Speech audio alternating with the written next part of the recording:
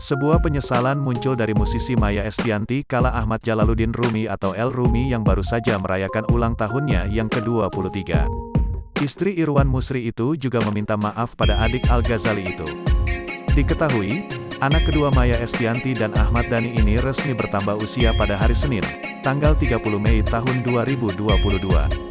Bertepatan dengan momen spesial itu, Maya Estianty mengaku menyesal karena tidak dapat bertatap muka secara langsung dengan anaknya. Hal ini diketahui melalui unggahan Instagram akun @mayaestiantyreal. Mantan istri Ahmad Dhani itu mengaku tidak bisa menemani anaknya. Penyebabnya, saat bersamaan, dia sedang sibuk bekerja. Selain minta maaf, Maya Estianty juga mengekspresikan doa dan harapan kepada El Rumi yang sudah makin dewasa. Terlepas dari ketidakhadirannya di hari ulang tahun El Rumi, Maya Estianty tetap menyempatkan diri untuk mengungkapkan rasa bangga.